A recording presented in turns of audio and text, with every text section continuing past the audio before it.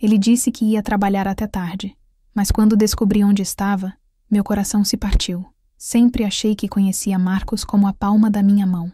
8 anos de casamento ensinam você a reconhecer cada trejeito, cada silêncio, cada mentira disfarçada de cansaço. Mas eu estava enganada, completamente enganada. Tudo começou em março, quando ele passou a chegar cada vez mais tarde. Projeto novo no escritório, dizia, esfregando os olhos com aquela cara de quem carregou o mundo nas costas. Eu acreditava? Claro. Por que não acreditaria? Marcos sempre foi metódico, responsável, o tipo de homem que minha mãe aprovava com sorrisos largos. Esse aí é marido, Bruna, homem de verdade. As primeiras semanas, eu até achei fofo. Esquentava o jantar quando ele chegava, perguntava sobre o trabalho, massageava seus ombros enquanto ele murmurava respostas monossilábicas. Ele parecia distante, mas eu interpretei como estresse. Afinal, ele sempre foi meio fechado, não era? O primeiro sinal de que algo estava errado veio numa quinta-feira qualquer. Marcos havia esquecido o celular em casa, coisa raríssima para um homem que vivia grudado no aparelho. A tela acendeu com uma notificação, e por instinto, olhei. Era uma mensagem de Marcela, minha irmã. Ontem foi incrível. Mal posso esperar por hoje à noite. Meu estômago despencou, mas forcei uma interpretação inocente. Talvez fosse sobre o aniversário da mamãe, que estava se aproximando. Talvez eles estivessem organizando alguma surpresa. Talvez eu estivesse sendo paranoica, mas as peças começaram a se encaixar de um jeito que me deixava nauseada. Marcos, que antes me abraçava por trás enquanto eu preparava café, agora mal me cumprimentava de manhã. Nossas conversas viraram relatórios práticos, contas a pagar, compromissos da semana, nada mais. E Marcela? Marcela começou a aparecer menos nos almoços de domingo, sempre com desculpas esfarrapadas sobre trabalho ou dor de cabeça. A gota de água veio numa sexta-feira. Marcos disse que ficaria até muito tarde no escritório, que nem adiantava esperar acordada. Resolvi fazer uma surpresa. Comprei aquele hambúrguer artesanal que ele adorava na Savassi e fui até o prédio comercial onde ele trabalhava. Eram quase 9 da noite, e eu me sentia até meio boba, como uma adolescente apaixonada levando lanche para o namorado. O segurança do prédio me olhou com cara de dúvida quando mencionei o nome de Marcos. Doutor Marcos? Mas ele não aparece aqui de noite há umas 3 semanas, dona. O escritório fecha às 6, e ele sempre sai pontualmente. Senti o sangue gelar nas minhas veias. O hambúrguer escorreu da minha mão e se espatifou no chão do hall de mármore. Murmurei alguma desculpa e saí tropeçando, o coração martelando tão alto que tive certeza de que até o segurança conseguia ouvir. Não dormi naquela noite. Fiquei deitada, fingindo estar dormindo quando Marcos chegou em casa quase à meia-noite, cheirando a perfume diferente. Um perfume que eu conhecia bem. O perfume de Marcela. Na segunda-feira seguinte, pedi para sair mais cedo da escola. Inventei uma consulta médica qualquer e me posicionei em frente ao prédio do escritório de Marcos às 5:30 da tarde. Vi quando ele saiu, pontual como sempre. Entrou no carro e seguiu no sentido contrário ao de casa. Seguiu. Minhas mãos tremiam no volante enquanto mantinha distância, o coração batendo descompassado a cada semáforo. Marcos pegou a Avenida Antônio Carlos, depois a Raja Gabaglia, até parar em frente a um motel que eu conhecia de vista. Um daqueles lugares que você passa 1000 vezes de carro e nunca imagina que um dia fará parte da sua história. Esperei. 5 minutos, 10, 15, e então ela desceu de um Uber. Marcela, minha irmã. Usando aquele vestido azul que eu havia elogiado na semana anterior, o cabelo solto caindo sobre os ombros, sorrindo de um jeito que eu não via há anos. Ela caminhou até o carro de Marcos, que desceu e a abraçou. Não foi um abraço de cunhado. Foi um abraço de homem apaixonado, desses que você dá quando sente falta da pessoa. Eles entraram juntos no motel. Fiquei ali parada por 40 minutos, em estado de choque, vendo minha vida inteira desmoronar dentro daquele Civic preto que Marcos e eu havíamos comprado juntos no ano passado. As lágrimas não vieram, nem a raiva, apenas uma frieza estranha, como se eu estivesse assistindo a vida de outra pessoa. Quando finalmente consegui dirigir de volta para casa, uma única certeza martelava na minha cabeça. Eles não sabiam que eu sabia. E isso me dava uma vantagem que eu pretendia usar muito bem. Os 3 dias seguintes foram os mais estranhos da minha vida. Acordava, preparava café para Marcos. O beijava na bochecha quando ele saía para o trabalho e fingia que tudo estava normal. Por dentro, no entanto, eu era uma máquina calculando cada movimento. Marcos chegou em casa na segunda-feira com flores, rosas vermelhas, minhas favoritas, segundo ele. Engraçado como ele se lembrou disso justamente agora. Para que isso? Perguntei, fingindo surpresa enquanto colocava as flores num vaso. Não posso mais demonstrar carinho pela minha esposa? Ele sorriu daquele jeito forçado que eu estava aprendendo a reconhecer. Você tem sido tão compreensiva com meus horários no trabalho? Compreensiva. A palavra ecoou na minha cabeça como uma gargalhada amarga. Se ele soubesse o quanto eu estava sendo compreensiva de verdade. Claro, amor. Sei como esse projeto é importante para você. Sorri de volta. E juro que por um segundo vi algo parecido com alívio nos olhos dele. Naquela noite, enquanto Marcos dormia pesadamente ao meu lado, peguei meu notebook e comecei a traçar um plano. Não ia ser uma dessas mulheres que confronta o marido aos gritos. Ouve 1000 desculpas e depois é convencida de que está exagerando. Conhecia Marcos há 8 anos. Sabia que ele era mestre em inverter situações, em fazer parecer que eu era a louca da história. Se ia expor essa farsa, seria com provas irrefutáveis. Na terça-feira, liguei para Marcela. Minha voz saiu normal, quase carinhosa. Má, que saudade. Faz tempo que não conversamos direito. Oi, Bru. Ela pareceu hesitante. Andei meio corrida mesmo. Imagino. Trabalho, né? Marcos também tem chegado tarde todo dia. Projetos novos. O silêncio do outro lado da linha durou uns 5 segundos. 5 segundos que valeram por uma confissão completa.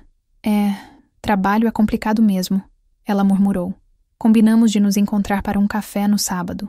Marcela tentou desmarcar 2 vezes, mas insisti. Sou sua irmã mais velha. Tenho direito a um cafezinho. Não tenho? Enquanto isso, voltei ao motel da Raja Gabaglia. Estacionei do outro lado da rua e esperei. Na quarta-feira, lá estavam eles de novo. Dessa vez, consegui algumas fotos com o zoom do meu celular. Não eram de revista, mas dava para identificar perfeitamente os dois entrando juntos. Na quinta, mudei de estratégia. Segui Marcela depois do trabalho dela. Ela foi direto para um shopping. Entrou numa loja de lingerie. Fiquei observando de longe enquanto ela escolhia um conjunto de renda preta. O mesmo conjunto que dias depois vi numa foto que ela postou no Instagram. Numa selfie casual, no espelho de casa, com a legenda New Vibes. O mais impressionante era como eles conseguiam ser naturais. Marcos chegava em casa, jantava comigo, assistia Netflix, até fazia sexo comigo de vez em quando. Um sexo mecânico, distante, mas que eu fingia aproveitar. Marcela mandava mensagens no grupo da família, aparecia nos stories das minhas primas, comentava nas fotos da mamãe. Vida normal. Até que na sexta-feira, o universo me entregou o presente perfeito. Marcos esqueceu o celular novamente, dessa vez no banheiro, enquanto tomava banho. E dessa vez, eu não resisti. Sabia a senha, obviamente. Nossa data de casamento, que ele provavelmente nem lembrava mais direito. Abri o WhatsApp, e lá estava. Uma conversa inteira com Marcela. Amor, preciso te ver hoje. Não sei se consigo, Marcos. Bru ligou ontem. Quer se encontrar no sábado. Você vai? Tenho que ir, senão ela vai suspeitar. Depois conversamos sobre contar para ela. Assim não dá mais. Eu sei, mas não agora. Vamos esperar passar o aniversário da mamãe. Contar para mim. Que generosos. Fotografei toda a conversa. Mandei para mim mesma e apaguei da lista de enviados. Marcos nem percebeu quando pegou o celular de volta. No sábado, encontrei Marcela na Savassi. Ela estava nervosa, mexendo no cabelo, evitando me olhar nos olhos. Pedimos nossos cafés e eu deixei um silêncio se instalar. Então, como vão as coisas? Perguntei, casual. Normais? Sabe como é. E o amor? Alguma novidade? Ela engasgou com o café. Literalmente engasgou. Por que você está perguntando isso? Curiosidade de irmã. Sorri. Você anda diferente. Meio radiante. Tem alguém, não tem? Vi o pânico passar pelos olhos dela por uma fração de segundo. Não, Bru, não tem ninguém. Menti tão fácil, com tanta naturalidade, que por um momento quase me impressionei. Quase. Nos despedimos com abraços e beijinhos, igual sempre fizemos. Enquanto caminhava para o carro, uma certeza se cristalizou na minha mente. O aniversário da mamãe, no próximo fim de semana, Seria perfeito para o que eu estava planejando. Toda a família estaria lá. Marcos, Marcela, meus pais, meus tios, primos, todos juntos, numa grande confraternização familiar. Seria inesquecível. O aniversário de 65 anos da mamãe seria na casa dela, em Contagem. Como sempre, a família inteira se reuniria. Meus pais, Marcela, meus tios Cláudio e Regina, os primos e, claro, Marcos, que mamãe tratava como o genro perfeito desde o primeiro dia. Passei a semana preparando tudo com um cuidado quase obsessivo. Comprei um cabo HDMI novo, testei a conexão do meu notebook com a TV da sala, organizei as fotos e prints numa apresentação simples, mas devastadora. 23 evidências da traição, organizadas cronologicamente, desde as primeiras mensagens suspeitas até as fotos do motel. Na manhã do sábado, Marcos acordou de bom humor. Cantarolava no chuveiro, coisa que não fazia há meses. Animado pro aniversário da mamãe? Perguntei, passando base no rosto enquanto ele se barbeava. Ah, você sabe como eu gosto dessas reuniões de família. Ele sorriu pelo espelho. Sua mãe sempre faz aquelas coxinhas deliciosas. É verdade. Marcela também adora. Deixei a frase pairar no ar, observando se ele reagiria. Nada. Aliás, ela chegou ontem de Uberlândia. Disse que tinha uma reunião lá. Uberlândia. Mentira que Marcela havia contado para a família, enquanto na verdade passou 2 dias num hotel com meu marido. Eu sabia porque havia visto as fotos que ela postou, de trabalho. As mesmas fotos que Marcos curtiu e comentou com um "linda", que ele depois apagou. Chegamos à casa dos meus pais pontualmente ao meio-dia.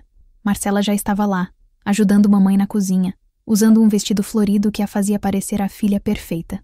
Ela me cumprimentou com um abraço apertado e aquele sorriso ensaiado. "Oi, mana, como você está?" "Ótima", retribuí o abraço. "Nunca estive melhor." Marcos cumprimentou Marcela com um beijo no rosto. Casual, familiar. Se eu não soubesse a verdade, jamais desconfiaria de nada. Eles eram profissionais. O almoço transcorreu normal. Conversas sobre trabalho, fofocas da vizinhança, planos para as férias de julho. Mamãe radiante, recebendo parabéns e presentes. Papai contando as mesmas piadas de sempre. Os tios falando de política. Tudo perfeitamente comum, exceto pela tempestade que se formava dentro de mim. Depois da sobremesa, levantei e bati na taça com uma colher. "Pessoal, posso pedir atenção? Quero fazer um brinde especial para a mamãe." Todos se voltaram para mim, sorridentes. Marcos ergueu a sobrancelha, curioso. Marcela me olhou com aquela expressão meio preocupada que eu estava aprendendo a decifrar. "Mamãe, nesses seus 65 anos, você sempre nos ensinou sobre honestidade, sobre a importância da família, sobre como valores verdadeiros são a base de tudo." Fiz uma pausa, saboreando o momento, e foi pensando nesses valores que eu preparei uma pequena apresentação. Caminhei até a TV, liguei meu notebook. A tela azul do Windows apareceu projetada na parede da sala. "Bruna, que isso?" Papai riu. "Que formalidade. É que algumas lições são importantes demais para serem perdidas." Cliquei no primeiro arquivo. A foto de Marcos e Marcela entrando no motel apareceu na tela gigante. O silêncio foi instantâneo e absoluto. Ouvi mamãe ofegar, tio Cláudio derrubar o copo de refrigerante, prima Ana sussurrar um "meu Deus", quase inaudível. Marcos ficou branco. Marcela, vermelha. Cliquei na próxima imagem. Depois na próxima. Screenshots das conversas. Fotos dos dois em diferentes encontros, comprovantes de motel. Cada evidência aparecia na tela por 5 segundos, antes de dar lugar à próxima. "Bruna, para com isso." A voz de Marcos saiu estrangulada. "Por quê? Achei que era hora da família saber a verdade sobre vocês dois." Minha voz saiu calma, controlada. Afinal, transparência é importante em uma família, não é? Marcela começou a chorar. Não aquele choro elegante de filme, mas um choro desesperado, de criança pega em flagrante. "Bruna, eu posso explicar." Ela balbuciou. "Explicar o quê, Marcela? Explicar como você dormiu com meu marido nos últimos 3 meses? Explicar como vocês planejaram contar para mim, depois do aniversário da mamãe?" Mostrei o screenshot da conversa deles. "Não precisa explicar. Está tudo muito claro." Mamãe se levantou da cadeira, tremendo. "Oh, isso não pode estar acontecendo. Bruna, tem certeza de que... Tenho certeza de tudo, mãe. Tenho certeza de que minha irmã e meu marido me traíram por meses. Tenho certeza de que mentiram para toda a família. E tenho certeza de que vocês merecem saber com quem estão convivendo. Marcos tentou se aproximar. Bruna, vamos conversar em casa. Só nós dois. Não. Minha voz cortou o ar como uma lâmina. Não vamos conversar nada. Você perdeu esse direito quando decidiu transar com minha irmã. O que aconteceu nos próximos minutos foi um borrão de gritos, acusações e tentativas de amenizar a situação. Mas uma coisa ficou clara. Ao invés da indignação que eu esperava, vi hesitação nos olhos da minha família, e isso doeu mais do que a própria traição. Os dias que se seguiram ao aniversário da mamãe foram uma sucessão de ligações que eu simplesmente ignorei. Marcos havia voltado para casa, mas dormia no quarto de hóspedes. Não tentou se explicar. Sabia que seria inútil. Apenas circulava pela casa como um fantasma, esperando que eu tomasse alguma decisão. A primeira ligação foi do papai, 3 dias depois do escândalo. Filha, precisamos conversar. Essa situação toda. Que situação, pai? A situação de eu ter sido traída ou a situação de eu ter exposto os traidores? Bruna, você sabe que não é isso. Mas você podia ter conversado com eles antes, tentado resolver em família. Desliguei. A segunda foi da tia Regina. Bruna, querida, sei que você está sofrendo, mas expor assim, na frente de todo mundo, sua mãe não parou de chorar. Ela está chorando porque descobriu que tem 2 filhas, tia. Uma honesta e outra que dorme com o cunhado. Não seja assim. Marcela está arrasada, se acabando em lágrimas. Ela disse que vai falar com você. Explicar que não era isso que... Desliguei de novo. Mas a ligação que mais me machucou foi a da mamãe. 1 semana depois. Bruna, minha filha, você precisa perdoar. É sua irmã. São 8 anos de casamento com Marcos. Exatamente, mãe. 8 anos. E ela destruiu tudo. Filha, o amor acontece. Às vezes a gente não escolhe. Marcela não planejou se apaixonar. Senti uma raiva tão pura subir pela garganta que tive que sentar. Ela não se apaixonou, mãe. Ela me traiu. Existe diferença. Mas vocês são irmãs. Filha, isso passa. Família é família. Família não faz o que ela fez. Bruna, eu criei vocês 2. Sei que Marcela te ama. Isso foi um erro. Mas um erro de 3 meses, mãe. Com o meu marido, no motel da Raja Gabalha, toda quinta-feira. O silêncio do outro lado durou longos segundos. Você vai passar o resto da vida sem perdoar sua única irmã?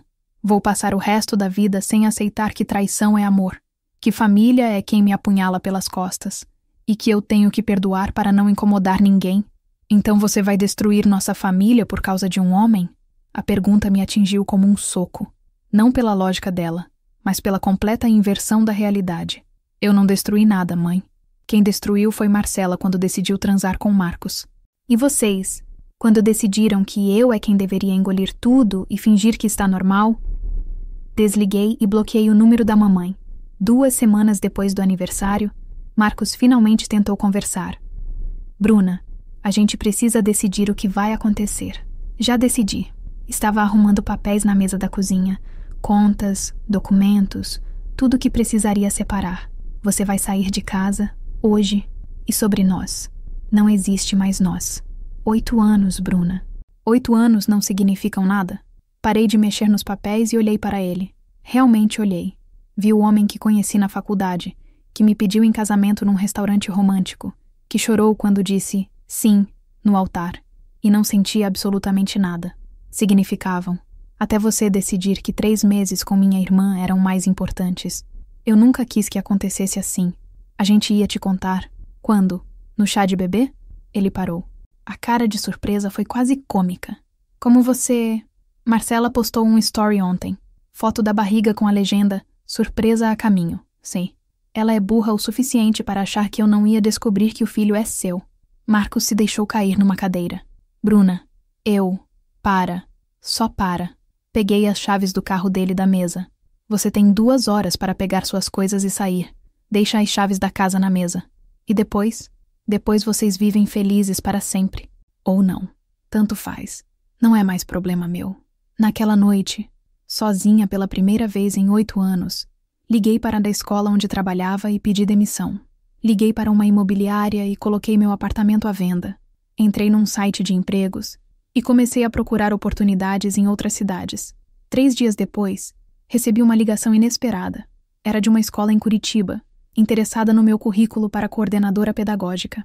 Enquanto conversava com a diretora sobre a vaga, olhei pela janela do apartamento que logo não seria mais meu, vendo Belo Horizonte se estender lá embaixo, e soube que estava pronta para recomeçar, longe, muito longe de todos eles. 2 anos depois, olho pela janela do meu apartamento em Curitiba e mal reconheço a mulher que era em Belo Horizonte. O frio de julho aqui é cortante, mas honesto.